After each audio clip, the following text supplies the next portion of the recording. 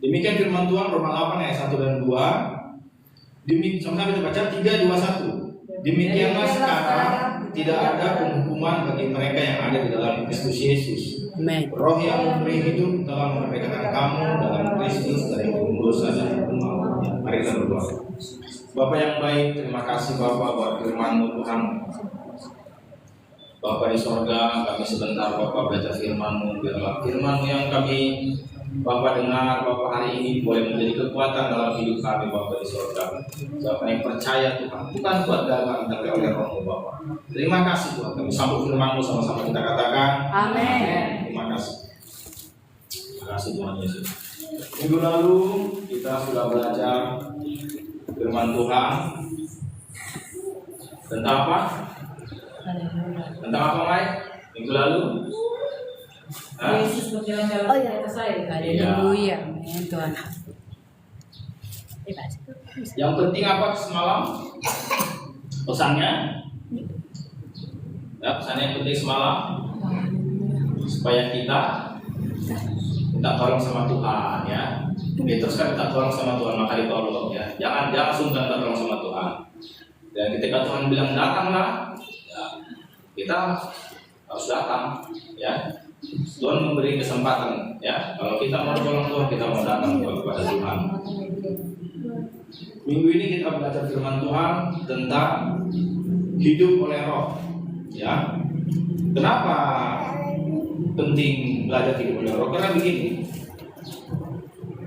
Kekristenan, ya, zaman sekarang ini, ya, ada Kristen yang, ya, kenapa lagi bilang ya, Kristen yang biasa-biasa lah kita bilang, Kristen yang biasa-biasa, ya, ada Kristen yang biasa-biasa, tetapi ada Kristen yang luar biasa. Kalau ada yang biasa, ya luar biasa. Cuma maksudnya begini, ada Roh Kudus, itu ya.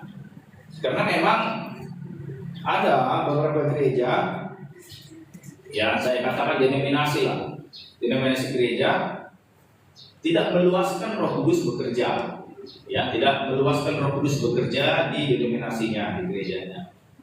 Ya, jadi itu suatu apalah kita bilang, suatu halangan atau suatu kemunduran, ya. Karena firman Tuhan katakan Yesus Kristus dahulu, sekarang dan selamanya sama. tetap sama. Jadi kalau Roh Kudus dulu bekerja, Roh Kudus juga bekerja sekarang, tidak ada perbedaan. Haleluya. Ya, jangan kita dikatakan mujizat Tuhan itu untuk zaman dulu, zaman sekarang enggak, jangan. Ya, Roh Kudus sama. Pelayanan yang dilakukan Yesus dulu dengan pelayanan sekarang yang dilakukan oleh hamba-hamba Tuhan sama, bahkan lebih besar. Bahkan lebih besar. Jadi kalau kita pelajari sekarang, ya, kekristenan yang benar seharusnya kekristenan yang ada Roh Kudusnya. Ya. Bukan kekristenan yang yang biasa-biasa. Nanti kalau saya katakan Kristen yang kedagingan kan nggak enak, ya kan? Kristen yang biasa-biasa bukan. Kekristenan kita bukan kekristenan yang biasa-biasa, tapi kekristenan yang disertai Roh Kudus. Itu ya. Makanya dikatakan di sini, seperti kata Rasul Paulus, demikianlah sekarang tidak ada lagi penghukuman bagi mereka yang ada dalam Kristus Yesus. Ya. Kenapa demikian kata Paulus? Karena jawabannya ayat 2. Ya. Roh yang memberi hidup telah memerdekakan kamu dalam Kristus dari hukum dosa dan hukum maut. Jadi kekristenan yang benar harus ada Roh Kudus, Roh yang memerdekakan, Roh yang memberi hidup. Itu maksudnya Roh Kudus, ya, Roh Kudus. Jadi kalau kekristenan kita tidak ada Roh Kudusnya, kekristenan kita itu ya kekristenan yang biasa-biasa aja, ya, yang normal-normal, cuma dikatakan yang biasa. Bahkan, ya, kita sulit berkemenangan, sangat sulit berkemenangan. Ya sulit, sangat sulit lah. Coba, karena begini ya, kekristenan kita sering dengar nggak? Saya dulu pernah dengar, atau saya pernah tanya lagi. Kita pernah dengar dulu, kita pernah dengar nggak ada istilah lagi? Pernah dengar kan? Pernah. Ya kan? Lagi pernah dengar kan? Pernah. Ya kan? Tapi firman Tuhan tidak demikian. Tidak demikian. Kalau zaman zaman rasul dulu melayani ada mujizat. Ya. Zaman sekarang juga ada mujizat. Ada. Ya, ada. Amin. Jadi kekristenan kita harus kekristenan yang benar. Coba kita buka ayatnya supaya kita mengerti. Jangan mau ditipu oleh iblis. Kalau mujizat terjadi zaman dahulu, zaman Yesus, ini juga terjadi. Kenapa? Karena Yesus dulu disertai Roh Kudus. Kita pun disertai Roh Kudus. Kenapa Yesus bisa melakukan mujizat? Karena disertai Roh Kudus. Kita juga bisa melakukan mujizat karena disertai Roh Kudus. Ayo kita buka ayat Yohanes 14. Ya. Ayat dari ayat 11 kita baca ya. Dari ayat 11. Yohanes 14 ayat 11. Ya. Yohanes 14 ayat 11. Saya baca. Perhatikan baik ya. Jangan sayang. Yohanes 14 ayat 11. Ya, kita baca. Di sana dikatakan apa? Percayalah kepadaku bahwa aku di dalam Bapa dan Bapa di dalam aku. Atau setidaknya percayalah kepada pekerjaan-pekerjaan itu sendiri. Maksudnya pekerjaan-pekerjaan mujizat yang dilakukan Yesus ya. Ayat 12. Aku berkata kepadamu, sesungguhnya barang siapa percaya kepadaku. Siapa yang dimaksud sini? Barang siapa percaya kepadaku. Yang dimaksud siapa? Orang-orang Kristen. Jangan saya nanti kena. Ya. Yang dimaksud siapa ini? Orang-orang Kristen. Tadi katakan, aku berkata kepadamu sesungguhnya. Tuhan Yesus berkata, barang siapa percaya kepadaku. Kita percaya nggak sama Yesus? Ya. Itu orang-orang Kristen. Ia akan melakukan juga pekerjaan-pekerjaan yang aku lakukan. Ya kan? Barang siapa yang percaya kepada Yesus, ia juga akan melakukan pekerjaan-pekerjaan apa? Yaitu mujizat-mujizat. Bahkan dikatakan apa? Bahkan pekerjaan-pekerjaan yang lebih besar daripada itu. Ya, melakukannya. Supaya Bapa dipermuliakan di dalam Anak. Jika kamu meminta di dalam Anak sesuatu kepadaku dalam namaku, aku akan melakukannya. Haleluya. Ya. Jadi jelas ya. Mujizat-mujizat yang dilakukan zaman Yesus seharusnya ya orang-orang Kristen atau anak-anak Tuhan yang percaya kepada Tuhan Yesus. Jadi sudah katakan mereka akan melakukan pekerjaan-pekerjaan yang harus dilakukan. Ya. Itu firman Tuhan ini harus digenapi. Yesus tidak mungkin berdusta. Ya. Yesus tidak mungkin berdusta. Maka dikatakan bahkan pekerjaan-pekerjaan yang lebih besar daripada itu. Ya. Kalau Yesus menyembuhkan orang buta, seharusnya orang-orang Kristen, saya katakan orang-orang Kristen, karena dikatakan di sini orang-orang yang percaya kepada aku. Sesungguhnya barang siapa percaya kepada aku. Kita percaya kepada Yesus. Ya. Seharusnya kita juga bisa menyembuhkan orang buta. Yesus menyembuhkan orang lumpuh, kita juga bisa menyembuhkan orang lumpuh. Ya. Yesus melenyapkan berbagai penyakit, kita juga bisa melenyapkan berbagai penyakit. Kenapa? Bahkan membangkitkan orang mati bisa. Saya ada dengar saksian hamba-hamba Tuhan yang membangkitkan orang mati ada. Tetapi yang menjadi pertanyaan sekarang, kenapa ini jarang kita lihat di gereja-gereja Kristen sekarang? Kenapa? Ya, kenapa? Kita jarang lihat ini di gereja-gereja Kristen sekarang. Bahkan gereja-gereja Kristen sekarang, ya, di denominasi Kristen sekarang sangat pasif. Kenapa saya bilang sangat pasif? Ya, mereka hanya datang ke gereja, ya, dengar firman, lalu pulang. Ya, setiap minggu begitu. datang ke gereja dengan firman lalu pulang. Ya, paling kalau mendekati Natal, mendekati Paskah, mereka membuat acara-acara, mereka membuat acara hibur-hiburan, ya, hanya itu saja. Jadi kekristenan kita sebenarnya tidak seperti itu, enggak seperti itu kekristenan kita. Kekristenan kita ini kekristenan yang benar. Kekristenan yang benar apa itu? Bahwa orang-orang yang percaya kepada Yesus harus melakukan pekerjaan-pekerjaan yang lebih besar daripada Yesus lakukan. Ya, harus. Dan inilah tandanya kita kekristenan kita benar. Enggak kekristenan yang biasa-biasa. Ini tandanya. Kalau kita nggak melakukan pekerjaan-pekerjaan yang dilakukan Yesus, ya kita nggak mengenapi panggilan Yesus. Panggilan Yesus apa? Jadikanlah semua bangsa muridku. Kita nggak mengenapi panggilan Yesus. Kita menjadi bisa dikatakan kita ditipu kita. Karena kita bukan hanya untuk datang ke gereja. Ya, kita buka di Matius. Kita bukan hanya datang untuk ke gereja. Datang ke gereja dengan firman dari Markus 16 ayat 16. Markus 16 ayat 16. Ya. Orang-orang Kristen bukan hanya datang ke gereja, dengar firman lalu pulang. Bukan. Ya. Jadi kalau kekristenan kita ya ada berapa juta orang Kristen? Ya, di Indonesia ini banyak. Di seluruh dunia orang Kristen 1 miliar lebih. 1 miliar lebih, bahkan mau hampir 2 miliar. Penduduk dunia berapa miliar penduduk dunia? Iya, 7 miliar lebih penduduk dunia. Orang Kristen 1 miliar lebih. Hampir 2 miliar. Kita nomor 1. Nomor 2 Islam. Islam juga hampir 2 miliar. Ya. 1 miliar lebih. Bahkan 1,8 saya rasa itu orang Kristen.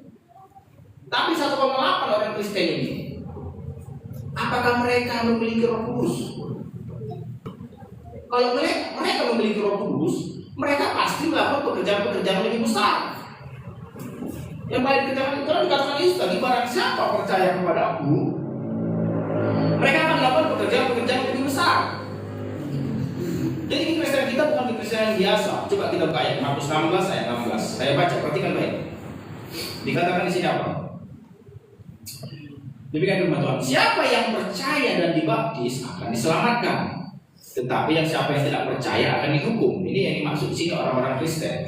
Ya, orang-orang Kristen. Tanda-tanda ini akan menyertai orang-orang yang apa katanya? Percaya. Orang yang percaya.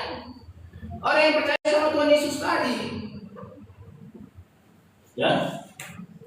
Firman Tuhan katakan, barang siapa percaya kepada Aku, ya, mereka akan melakukan pekerjaan-pekerjaan yang lebih besar daripada Aku lakukan. Ya. Dan tanda-tanda ini menyertai orang percaya. Apa tandanya pertama?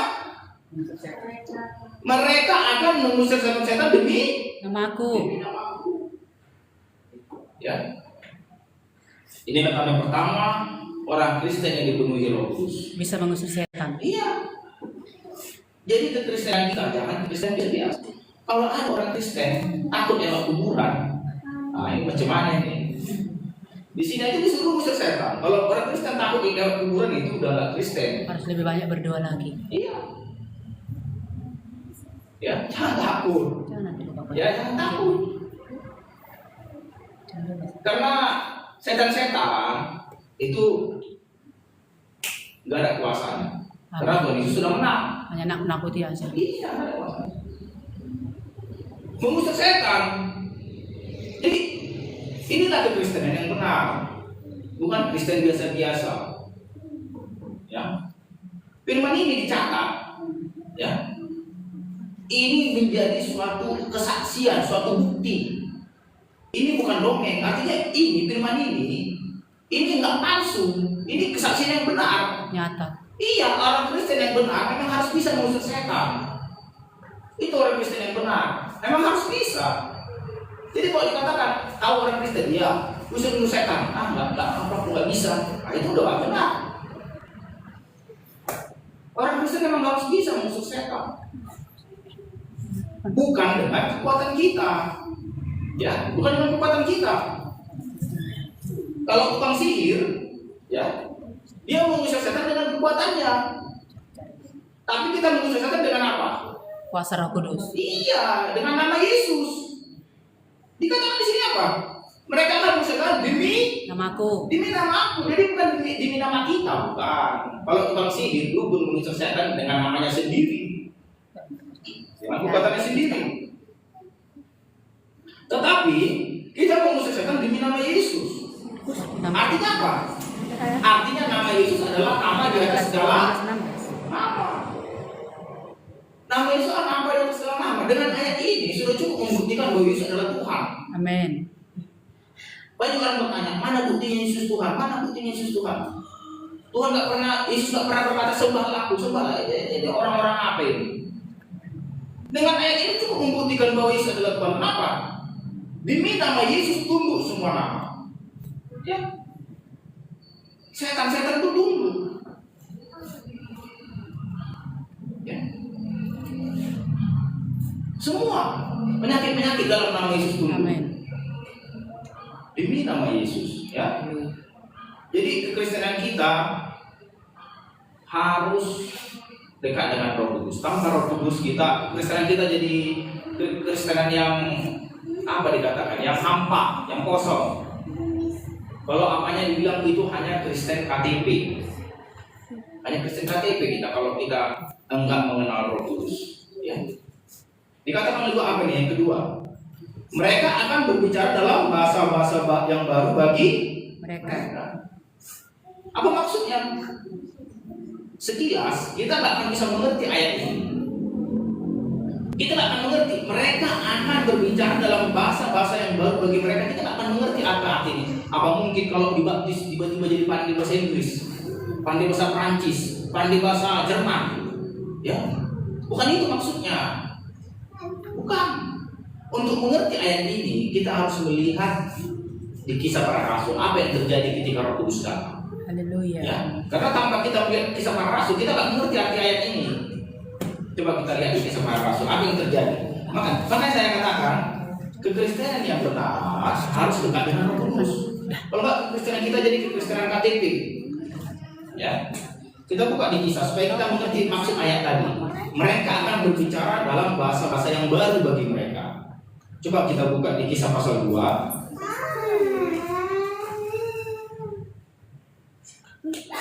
Nah, ayat 4. Kisah pasal 2 ayat 4 dikatakan apa? Ayo, saya baca ya, perhatikan baik. Kisah pasal 2 ayat 4, saya baca, perhatikan. Maka penuhlah mereka dengan Roh Kudus. Lalu mereka mulai berkata-kata dalam bahasa-bahasa lain, seperti yang diberikan oleh Roh itu kepada mereka untuk mengatakannya. Ini maksudnya. Kalau enggak kita buka ayat ini, kita nggak mengerti maksud ayat tadi. Di Markus 16 ayat 17 tadi nggak mengerti. Tapi ini yang dimaksud tadi, mereka akan berbicara dalam bahasa-bahasa yang baru bagi mereka. Bahasa-bahasa yang baru itu apa? Bahasa yang diberikan oleh Roh Kudus. Suka hati Roh Kudus, semoga dikasih. Roh Kudus yang memberikan.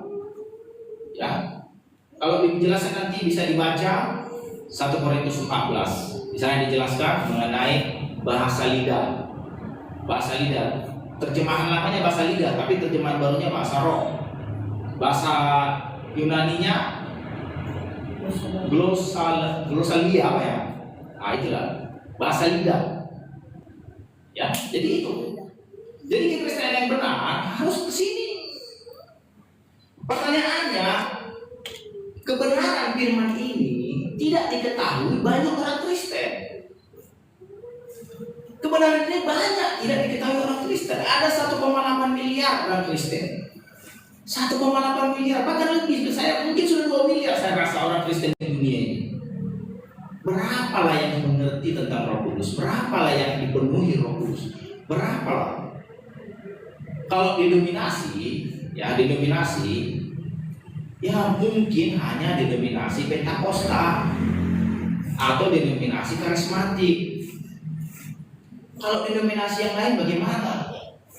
Padahal ini firman Tuhan. Firman Tuhan ini bukan hanya untuk denominasi Pentakosta atau karismatik, bukan. Untuk semua orang percaya kepada Yesus. Iya, karena firman Tuhan tadi katakan apa? Siapa yang percaya dan dibaptis akan diselamatkan. Tetapi siapa yang tidak percaya akan dihukum.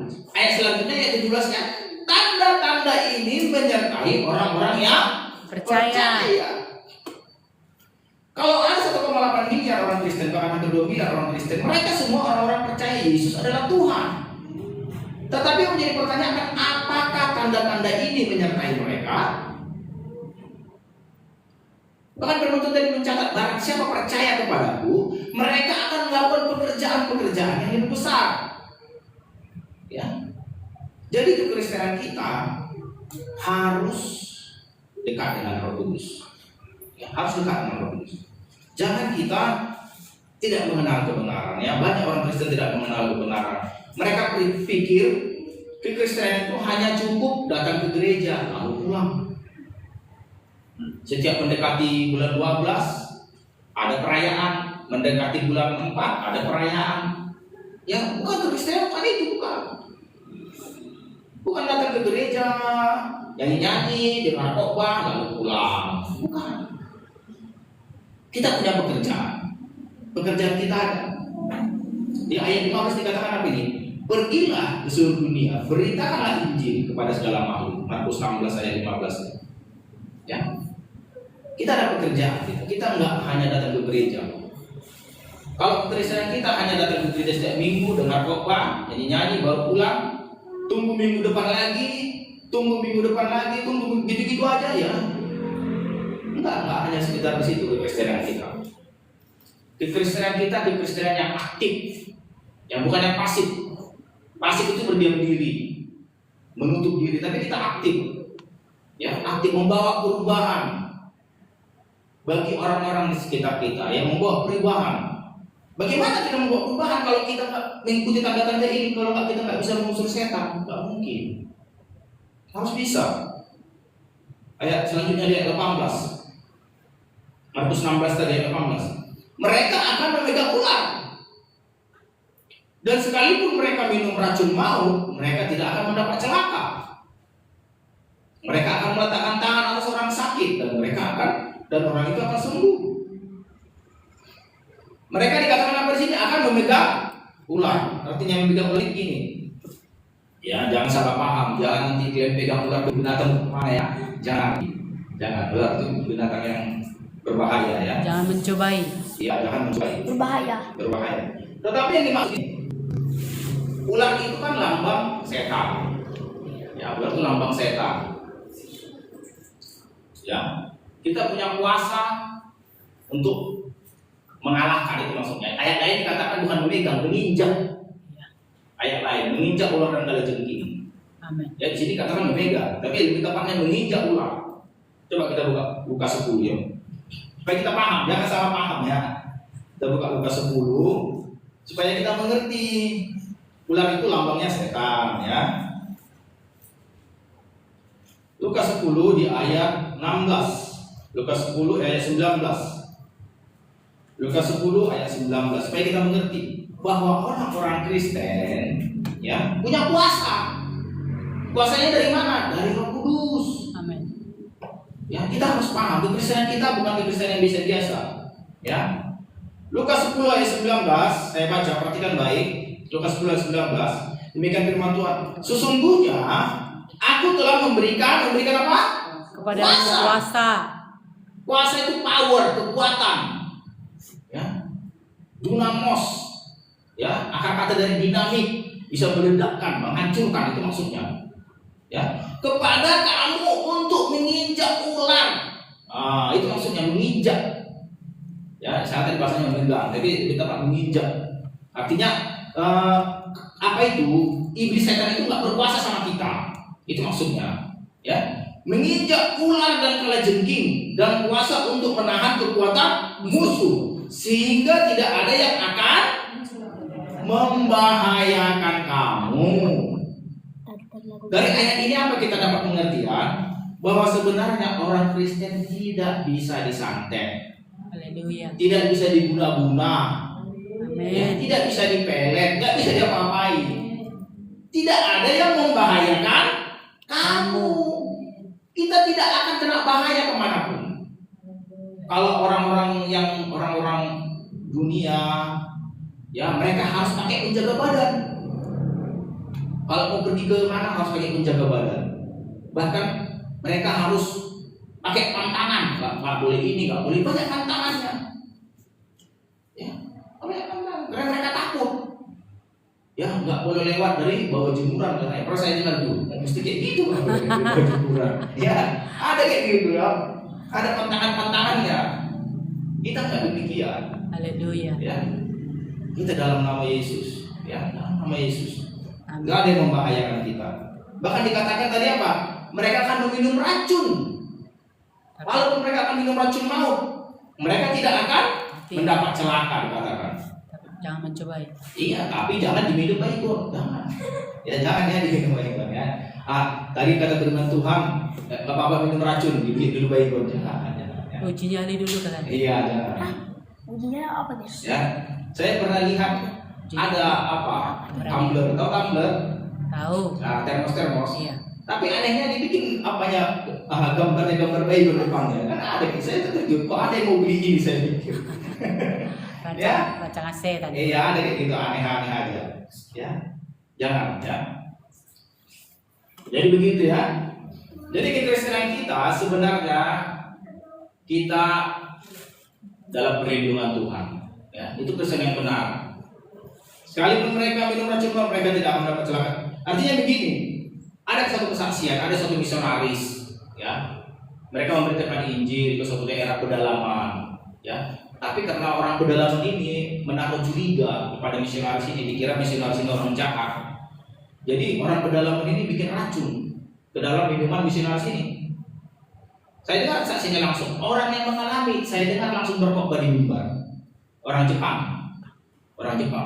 Mereka pergi misionaris ke kemana saya lupa. Ke dalam Kalimantan saya rasa itu. Orang Jepang membawa rombongannya. Ada berapa orang rombongannya?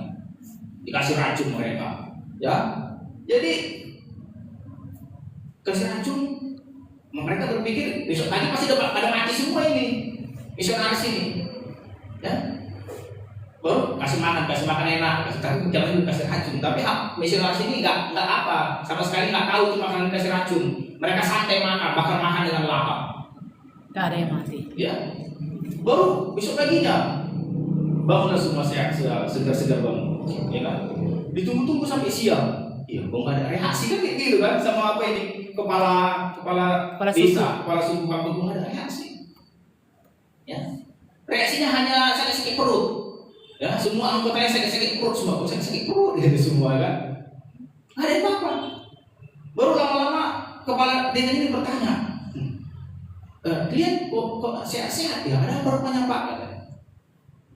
Makanan ini sudah kami kasih racun begitu. Bahkan seharusnya Bapak udah mati begitu. Gak bisa bangun, tapi kok bisa bangun? Dari situlah mereka percaya bahwa misionaris ini membawa berita yang benar. Haleluya. Membawa berita keselamatan. Kenapa? Karena racun pun gak mempan.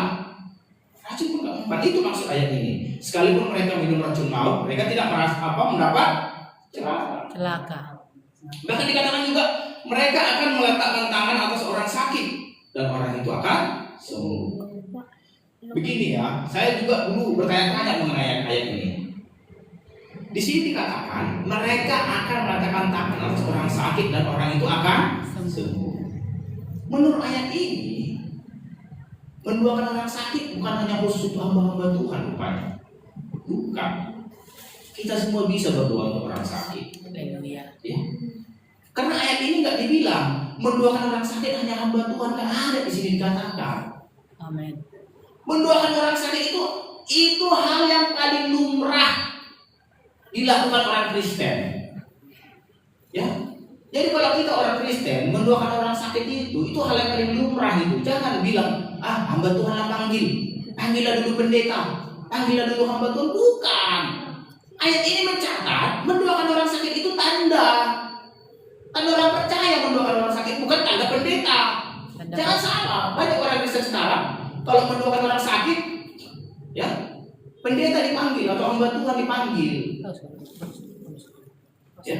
Firman Tuhan mencatat mendoakan orang sakit itu tanda orang Kristen. Jadi kalau kita orang Kristen, jangan takut mendoakan orang sakit. Haleluya. Jangan takut. Ya. Kalau ada yang sakit, sakit dulu ini sakit tulangku, sakit namburuku, yang sakit, ayo kita doakan. Datang aja.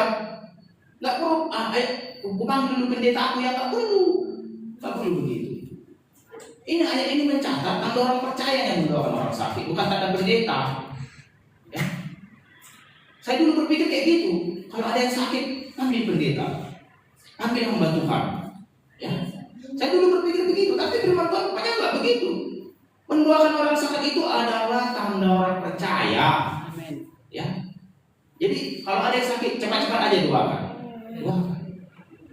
Pakai firman Tuhan, Tuhan. Firman mencatat tanda orang percaya mendoakan orang sakit. Amin. Ya.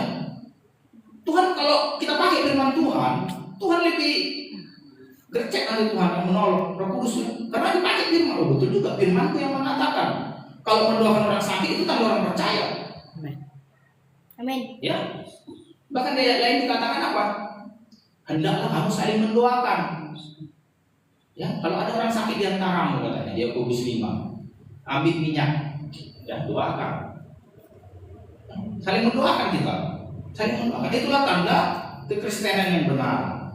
Jadi kekristenan kita enggak biasa-biasa saja, ya. Semua itu karena apa? Karena Roh Kudus.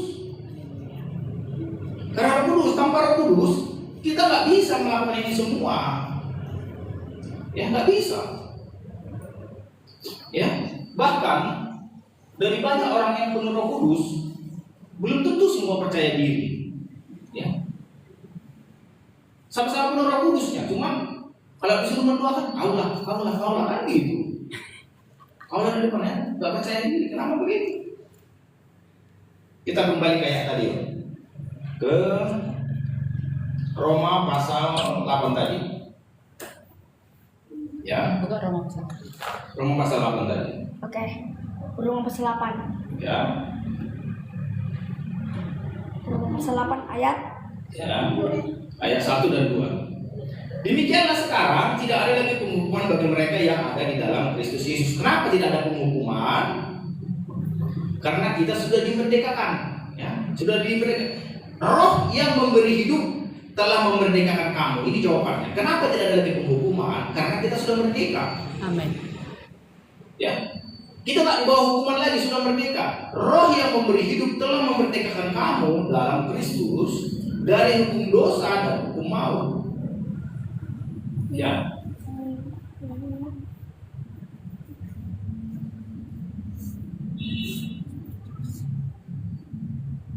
Sebab apa yang tidak mungkin dilakukan oleh hukum Taurat karena tak berdaya oleh daging, terlebih tak dilakukan oleh Tuhan Allah dengan jalan mengutus anaknya sendiri dalam daging yang serupa dengan daging yang dikuasai dosa karena dosa.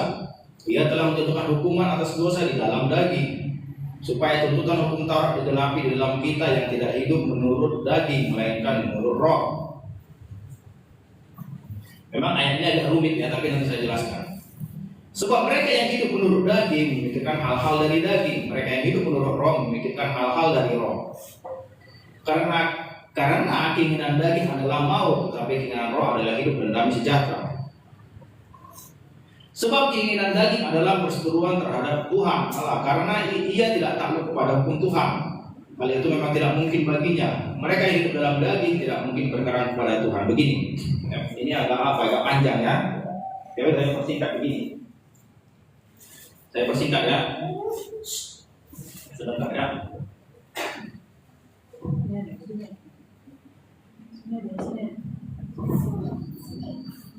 Ya,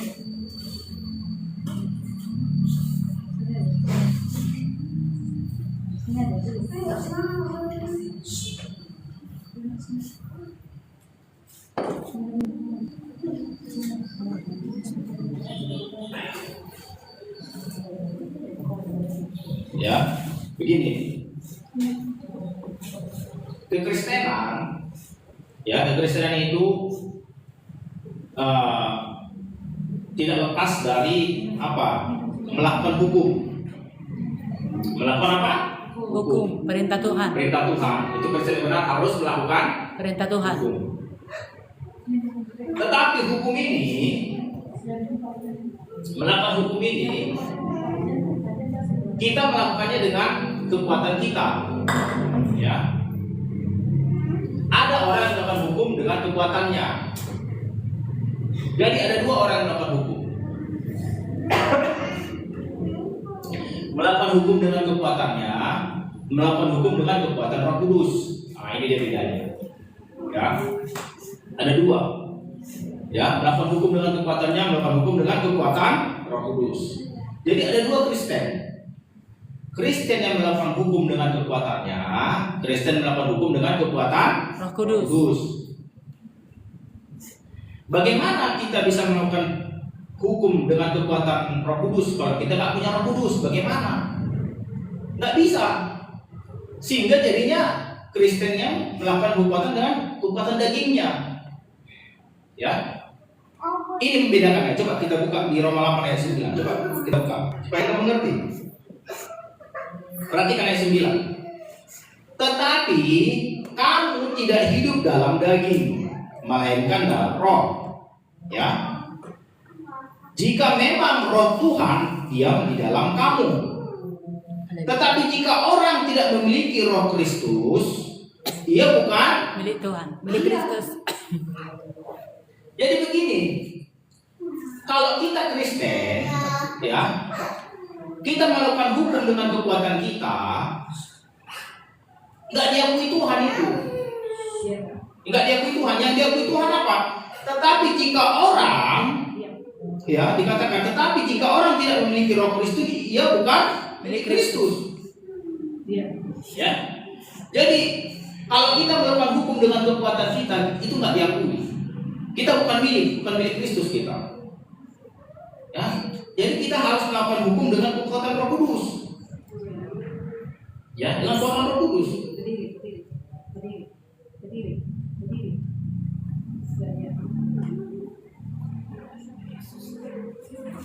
Coba kita buka di Roma 7, ya, Roma 7. Roma 7. Ayat 23, ayat dari ayat 21 lah. Perhatikan ayat 21. Roma 7 demikian. Saya baca ya. Demikianlah aku dapati hukum ini, maksudnya hukum Taurat tadi, hukum firman Tuhan. Jika aku menghendaki berbuat apa yang baik, yang jahat itu ada padaku. Ya, maksudnya begini, dia mau mengerjakan hukum yang sebenarnya, tapi selalu dilanggarnya. Selalu dilanggar, gagal dia. Ya, gagal. Ayat 22. Sebab di dalam batinku aku suka akan hukum Tuhan, suka aja hukum Tuhan, mengerjakan yang baik. Tetapi nggak sanggup. Kenapa nggak sanggup? Tetapi di dalam anggota-anggota tubuhku aku melihat hukum lain yang berjuang melawan hukum akal budiku dan membuat aku menjadi tawanan hukum dosa yang ada di dalam anggota-anggota tubuhku. Nah, jadi dengan tubuhnya dia tetap berdosa, tapi hatinya suka yang baik.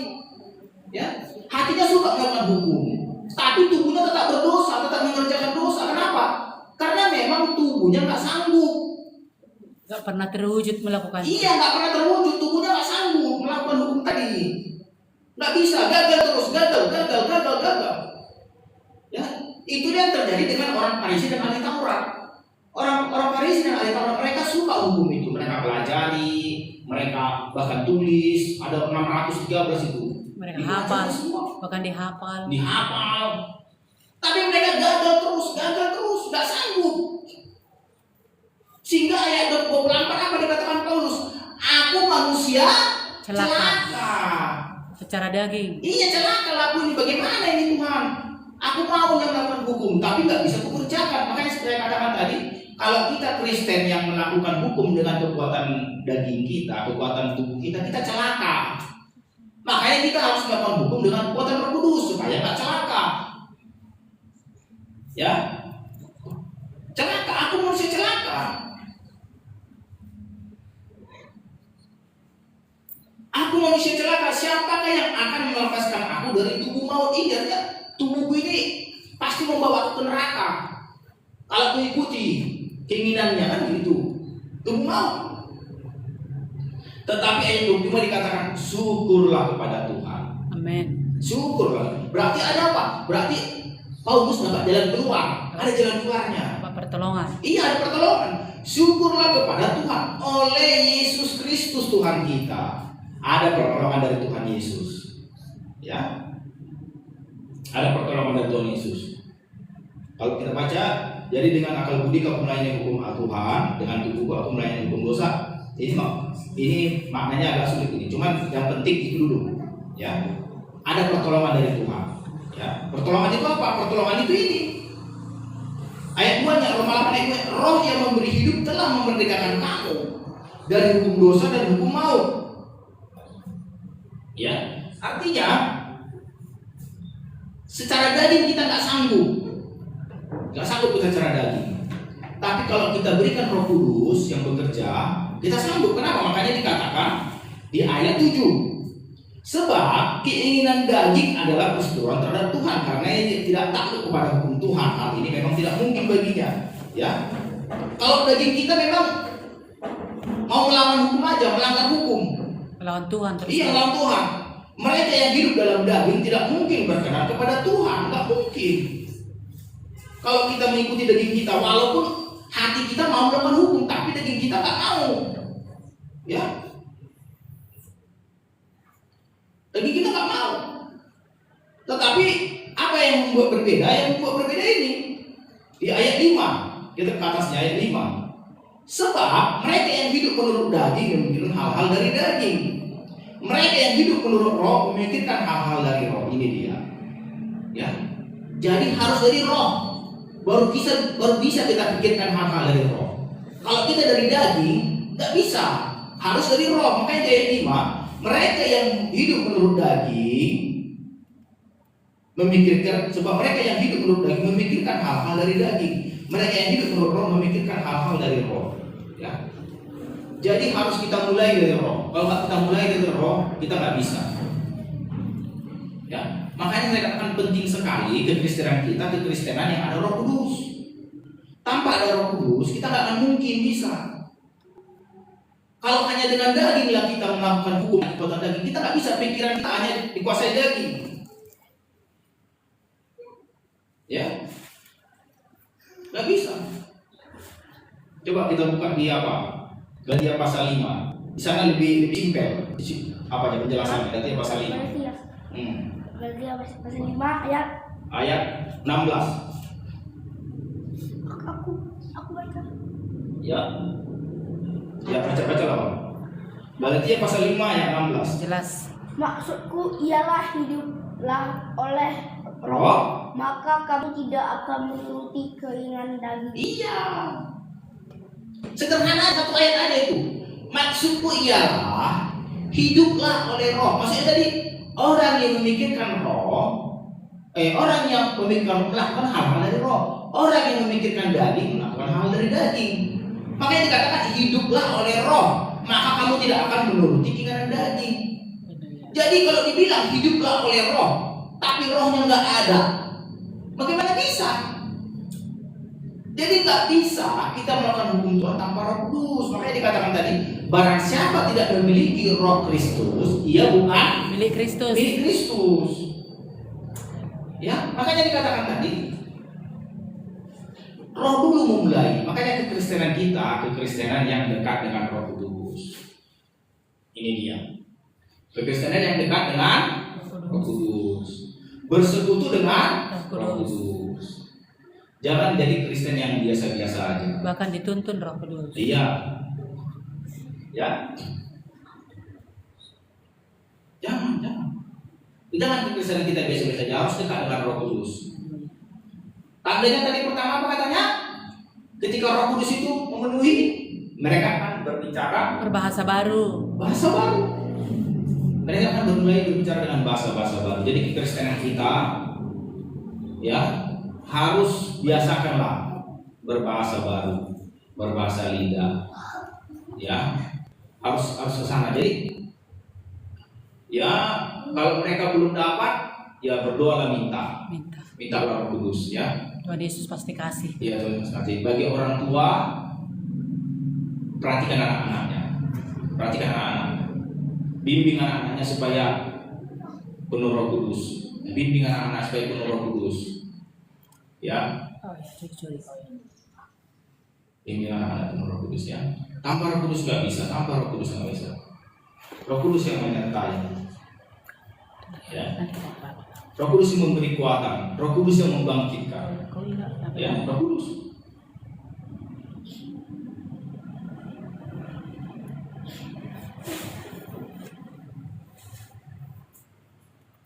Ayat 17, sebab keinginan daging berlawanan dengan keinginan roh, dan keinginan roh berlawanan dengan keinginan daging, karena keduanya bertentangan, sehingga kamu setiap kali tidak melakukan apa yang kamu kehendaki. Ya, ini sama kayak tadi. Ya, tidak melakukan apa yang kamu kehendaki. Kita menghendaki yang baik, tapi kita lakukan yang jahat. Kenapa? Karena dikuasai daging. Tetapi apa? Ayat 18, akan tetapi jikalau kamu memberi dirimu dipimpin oleh roh, nah ini dia, maka kamu tidak hidup di bawah hukum Taurat. Maksudnya hukum Taurat ini begini, hukum Taurat itu kita berusaha melakukan dengan kekuatan kita, itu maksudnya. Karena pada zaman hukum Taurat mereka tak memiliki Roh Kudus, mereka berusaha dengan kekuatan sendiri. Iya. Makanya dikatakan jika kamu hidup, maka kamu tidak hidup. Jika kamu memberi dirimu dipimpin oleh Roh, maka kamu tidak hidup di bawah hukum Taurat. Artinya enggak di bawah hukum Taurat. Artinya begini, bukan berarti hukum Taurat tidak dilakukan, bukan itu maksudnya, jangan salah. Maksudnya kita enggak melakukan hukum lagi dengan kekuatan kita, enggak. Ya. Kita melakukan hukum dengan kekuatan Roh Kudus. Begini, saya kasih contoh beginilah. Apa contohnya? Begini, saya kasih contoh. Ada orang, katakanlah merokok, ya.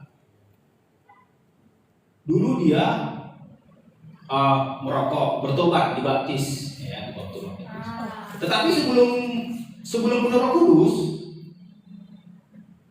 supaya nggak merokok dia berjuang. Bukan permen. Iya, berjuang ya. Bagaimana caranya supaya nggak merokok?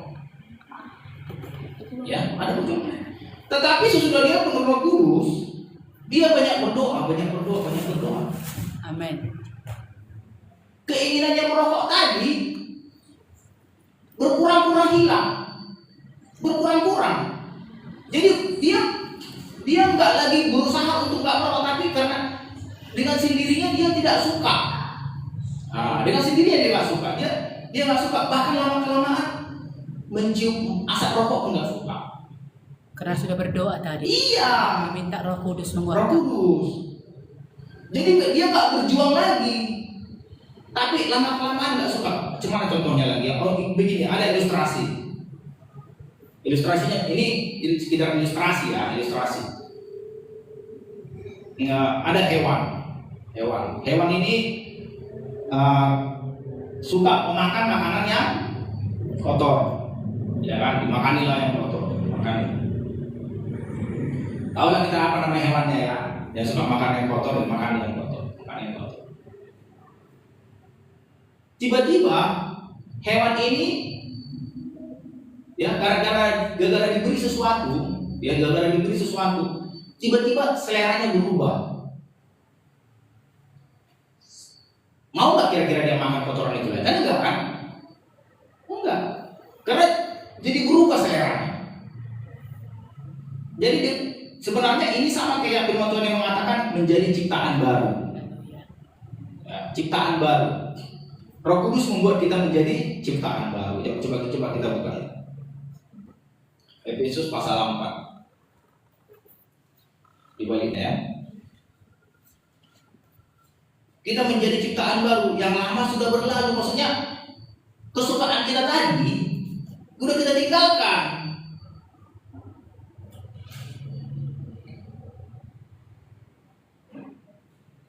Ya. Efesus pasal 4 Ayat ya. Ini dia.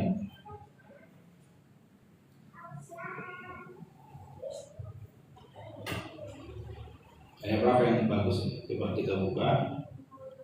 Manusia baru. Ayat 21 lah. Dari ayat 19 kan? Dari 19. Perasaan mereka telah tumpul sehingga mereka menyerahkan diri kepada hawa nafsu dan mengerjakan dengan serakah segala macam kecemaran. Ya. Tetapi manusia baru berbeda. Tetapi kamu bukanlah demikian. Kamu telah belajar mengenal Kristus. Kamu telah mendengar tentang Dia, menerima pengajaran di dalam Dia menurut kebenaran yang nyata dalam Yesus. Yaitu kamu, bahwa kamu berhubung dengan kehidupan kamu yang dahulu harus menanggalkan manusia lama yang menuju kebinasaannya oleh nafsu yang menyesatkan, supaya kamu dibaharui di dalam roh dan pikiranmu dan mengenakan manusia baru.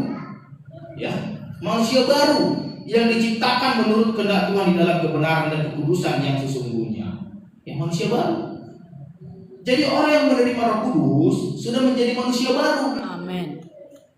Itu yang penting. Jadi kalau kita nggak menerima Roh Kudus, bagaimana Roh itu bekerja merubah kita menjadi manusia baru? Ya, manusia baru. Yang dulunya suka rokok berubah jadi manusia baru, nggak suka lagi. Itu maksudnya, berubah kesukaannya. Yang dulunya suka berbohong, ada Roh Kudus masuk, berubah. Ya, ini udah mati.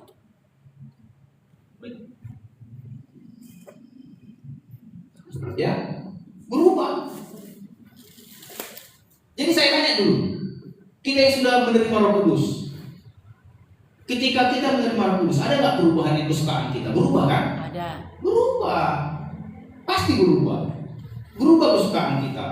Yang dulunya suka bohong, nggak suka lagi, pasti nggak suka. Ya. Tapi itu nggak langsung. Amin. Nggak langsung, perlahan-lahan. Yang dulunya suka bohong, Sama seperti pohon Iya. bertumbuh.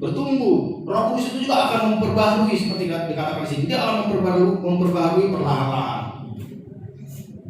Yang menjadi pertanyaan, mau nggak kita dibaharui Roh Kudus? Amin. Mau. Ya, mau nggak kita dibaharui Roh Kudus? Barui.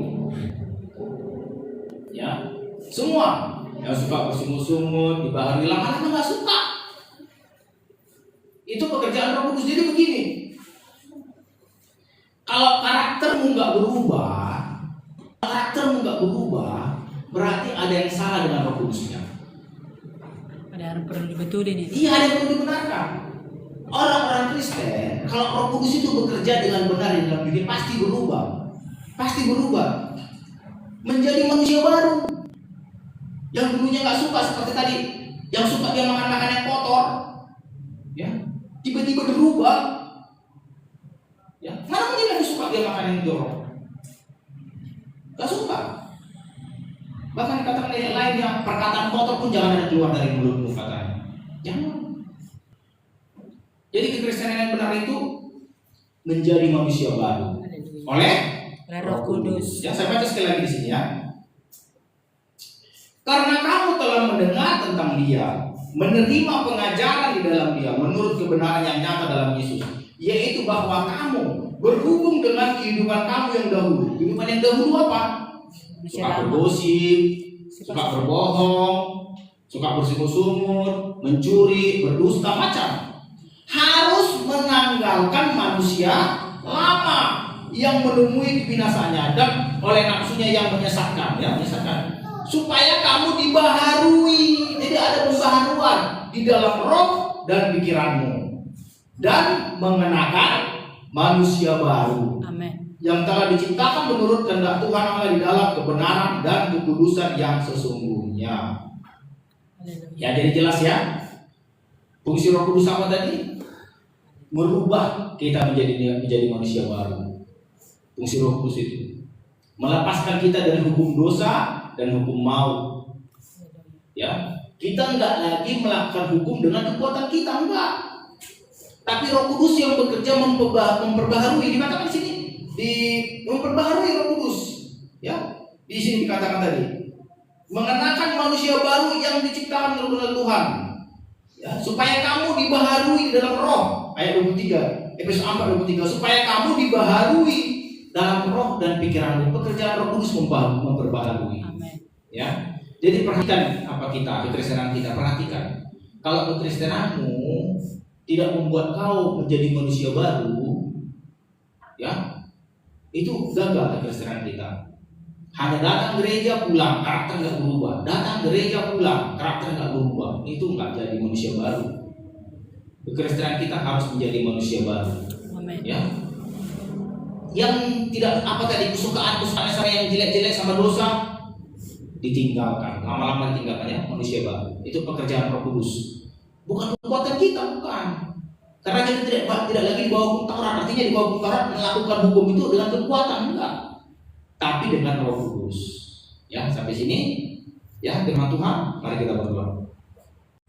Bapak yang baik, terima kasih buat firman-Mu Bapak, bahwa Roh Kudus yang memampukan, yang menguatkan, yang menghibur Bapak di surga, yang memperbaharui roh dan pikiran kami, sehingga kami boleh Tuhan menjadi manusia baru Bapak. Bahkan kami boleh memiliki tanda-tanda orang percaya Bapak. Terima kasih Bapak yang baik, sama-sama kita katakan amin. Ya.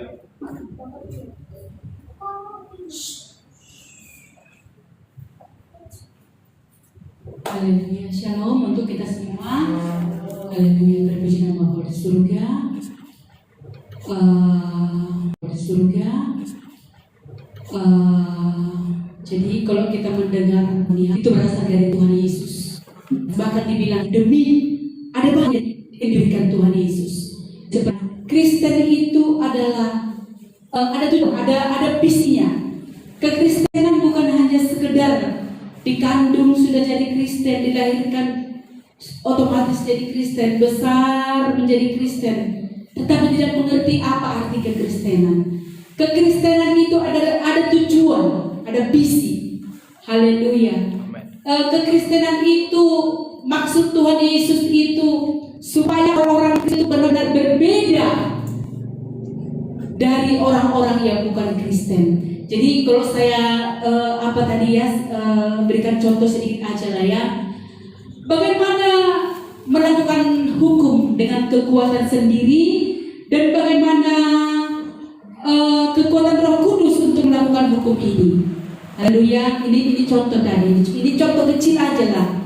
Jadi gini, seperti tadi, karena gini, setiap orang Kristen, baik itu yang sudah penuh Roh Kudus atau tidak penuh Roh Kudus, setiap namanya orang yang sudah percaya kepada Tuhan Yesus, ada satu kerinduan di dalam hatinya ingin melakukan firman Tuhan. Nah, ada sesuatu kerinduan, ingin, mau. Aduh, aku mau kali lah melakukan firman Tuhan ini. Ini contoh mengampuni. Ini contoh ya. Kalau kekuatan sendiri mengampuni bisa, tetapi tidak kuat. Bisa, tetapi tidak kuat. Bisa dikatakan akhirnya jatuh. Mengampuni dengan kekuatan sendiri untuk sementara waktu bisa. Contoh, udah kuampuni siapa? Ini contoh, tetapi pakai syarat. Tapi jangan kulihat. Nah, tetapi Tuhan Yesus tidak pernah berkata, kuampuni tetapi jangan kulihat. Enggak ada hukum Tuhan itu. Tetapi ketika kita melakukan perintah itu, ingin mengampuni tetapi pakai syarat, itu belum benar kekristenannya. Udah kuampuni sih ya, tapi jangan kulihat. Tiba-tiba pertama-tama gini, ketika tidak dilihatnya sesama itu bisa dia udah kuampuni kok sih, tiba-tiba ketemu kepetoklah di jalan. Langsunglah teringat kembali kejadian di masa lalu yang menyakitkan, lalu tidak mampu, lalu buang muka. Berarti hanya masih sebatas kekuatan sendiri pengampunannya. Karena Tuhan Yesus tidak ada begitu. Kuampuni manusia, tapi jangan coba-coba dekat-dekat manusia dengan aku. Enggak ada. Diampuni Tuhan Yesus manusia, tetapi kata Tuhan, marilah datang kepada aku. Kata Tuhan Yesus, saking tulusnya Tuhan Yesus mengampuni kita manusia, dibentangkan tangannya saudara. Mari datang kepada aku. Haleluya, saya belajar. Jangan katakan saya sudah bisa. Saya juga belajar. Haleluya. Jadi kalau benar-benar kekuatan dari Roh Kudus kami mengampuni itu, ada kemauan. Aduh Tuhan, berat sekali menyimpan sakit hati ini. Kita katakan, kita sadari dulu ya. Berat sekali sakit hati ini, kuampuni kasihan Tuhan. Lalu kita berdoa. Jadi gini, kemenangan orang Kristen itu di gelanggang doa. Kemenangan orang Kristen. Haleluya. Kemenangan orang Kristen itu di alam roh. Haleluya. Saya selalu katakan, menang di alam roh akan menang di alam nyata. Menang dulu di alam rohnya. Haleluya. Berkumpul dulu kita di kamar, tutup pintumu, kata Tuhan Yesus. Menangis engkau di situ. Tuhan, memang betul sakit kali di bawah siang Tuhan. Sakit kali di bawah siang, tapi aku tahu firman-Mu harus mengampuni. Mampukanlah aku Tuhan. Mampukanlah. Aku tahu Tuhan dengan kekuatan dagingku ini enggak mampu aku. Karena ketika aku bilang aku sudah mengampuni, begitu ketemu Tuhan ternyata tidak, enggak mampu aku Tuhan. Ampuni aku Tuhan, mampukanlah aku. Roh Kudus, tolong aku Roh Kudus. Minta hari ini belum bisa, minta lagi. Benar saudaraku, saya pernah terbentuk dengan orang. Tiba-tiba mungkin Tuhan uji aku. Waktu apa itu? Janganlah, mana gak rumahnya dari sana, dari sinilah aku. Nanti aku di terasnya itu pula dia ditengoknya aku. Nah, itu masih kekuatan dagingku. Tetapi caranya Tuhan ketika aku berdoa, tolong aku Tuhan, kuatkan. Datang Roh Kudus selalu menolong. Ya, aku kuatkan. Siap-siap kau ya. Tiba-tiba saudara jumpa di waktu yang tidak terduga orang yang betul-betul menyakiti hati. Tiba-tiba jumpa tidak pernah dipikirkan jumpa. Haleluya. Aku salam saudaraku. Waktu nyalam aku nggak tahu kenapa aku bisa nyalam dia. Kenapa aku bisa nyalam dia? Aku udah mati orangnya. Aku jumpai orangnya saudaraku. Haleluya. Lagi di sini saya katakan saya salah. Haleluya. Saya salah. Jadi begitu kemampuan. Ini contoh merokok. Kalau orang yang masih kekuatan sendiri, kami tuh lihat, dengar baik-baik. Kekuatan Roh Kudus pun ada masanya, tahap-tahapnya. Makanya perlu menjaga. Jadi gini, kalau orang yang tadinya suka merokok, udah datang Roh Kudus gini, janganlah kau merokok. Kata Roh Kudus lah kan, karena kan tubuhmu ini kan ada loh Tuhan di dalam hatimu. Jadi tinggalkanlah itu. Roh Kudus itu lembut, tinggalkanlah itu. Tinggalkanlah supaya aku betah di dalam dirimu. Kata Roh Kudus ini contoh kan. Tiba-tiba iya, dimakanlah permen. Ini aku jumpai orang-orang itu betul. Dimakan permen, begitu merokok, ingin dia merokok, diambil permen, gantinya. diambil permen. Udah, mulailah dia lupa dengan rokoknya. Udah, bertahan 1 tahun, menang dia. Tiba-tiba entah bagaimana, merokok lagi dia. Kalau menang ya menang saja. Haleluya, kalau menang pasti menang. Jadi gini, orang-orang yang masih dengan kekuatannya sendiri akan buat strategi, cara. Itu juga bagus loh. Jangan bilang gak bagus. Bagus. Haleluya. Tetapi jangan hanya bertahan sampai strategimu. Minta Roh Kudus tolong aku supaya aku bisa lepas dari rokok ini. Dicontoh, harus diminta kekuatan Roh Kudusnya. Kalau hanya sebatas strategi, bisa menang dengan waktu yang sedikit saja. Nah, tetapi begitu Roh Kudus menolong, Roh Kudus. Jadi ketika strateginya dipasang, ketika ada orang yang merokok, diginikan dia dan jauh-jauh dia.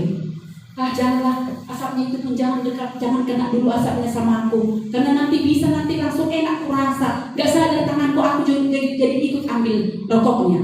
Nah, jauhilah orang merokok, makanlah permen, itu strategi. Tapi jangan lupa berdoa, berlututlah minta Roh Kudus. Tolong aku Roh Kudus, tolong aku Roh Kudus. Ketika engkau tiba-tiba ada orang merokok temanmu, engkau tidak akan jatuh lagi. Itu dengan kekuatan sendiri, dengan kekuatan Tuhan. Perlu strategi seperti tadi, mengampuni. Jangan dulu lewat dari depan rumahnya aku ya. Nggak bisa ini, memang udah ampuni dia. Strategi, tapi jangan sampai hanya sebatas itu. Harus tetap meminta, berdoa, berlutut, minta kekuatan kepada Tuhan. Ini contoh pribadiku ini. Ketika dulu masa kecil aku tersakiti dengan keluarga besar ayahku. Nah, aku lahir di Siantar. Aku sakit hati dengan bapak tuaku, dengan semua yang namanya keluarga bapakku. Lalu aku buat satu strategi, harus kubawa mamaku dari sana dengan tujuan tidak akan pernah mau kembali aku lagi ke kampung itu. Aku buat strategi dan berhasil strategiku, tetapi dengan baik-baik. Aku diproses Tuhan, menang pada masa itu. Apa yang kubuat aku menang, aku merasa menang. Oke, tetapi sesudah kubawa mamaku ini ke Medan, kata Tuhan, engkau harus kudidik supaya kasihmu benar-benar kasih daripada Tuhan. Haleluya. Lalu setelah ku alami berbagai cara, berbagai kepahitan hidup, pengalaman hidup yang membuat aku harus menyerah di hadapan Tuhan. Tahu saudaraku, lalu aku berdoa, memberkati. Benar, saat itu ku bawa mamaku dari kampung supaya tidak kupijak lagi kampungku itu. Oke, tetapi Tuhan didik aku saudaraku dengan macam segala cara.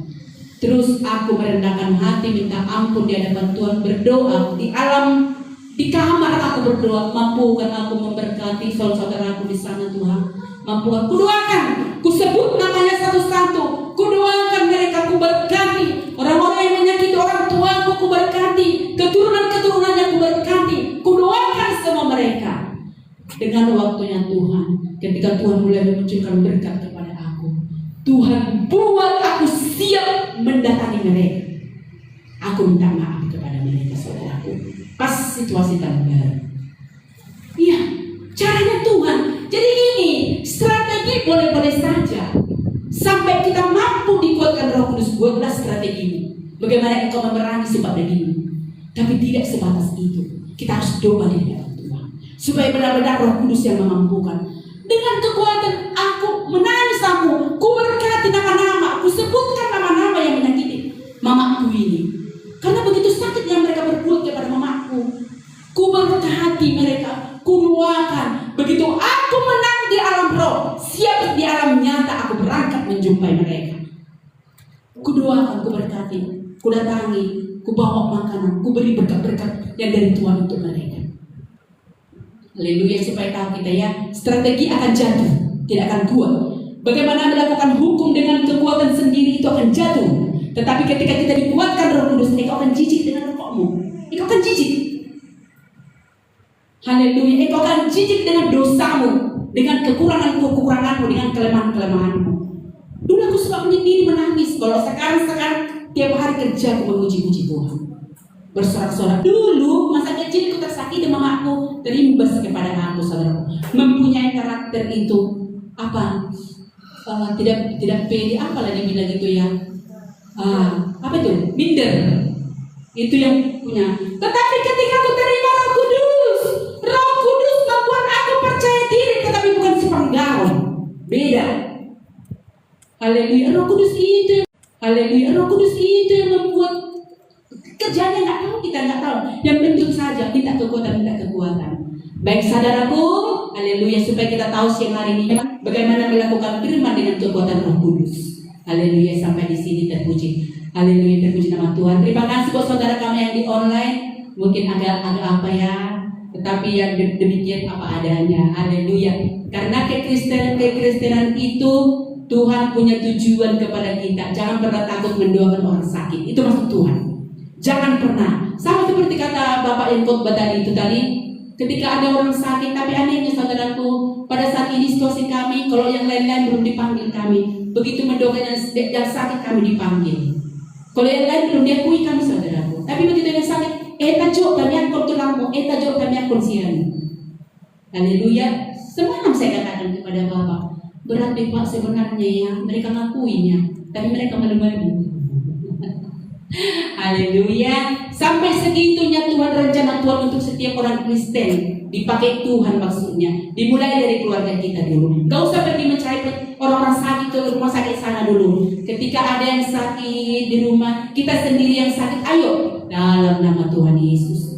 Tuhan firman-Mu ya, amin. Kau berkata orang percaya punya kuasa dalam nama Tuhan Yesus. Haleluya. Terpuji nama Bapa di surga. Sampai di sini pertemuan kita, saudara kami yang ada di live di online. Tuhan Yesus berkati dan kali kita akan bertemu kembali. Shalom. Haleluya. Perjamuan kita Pak. Iya.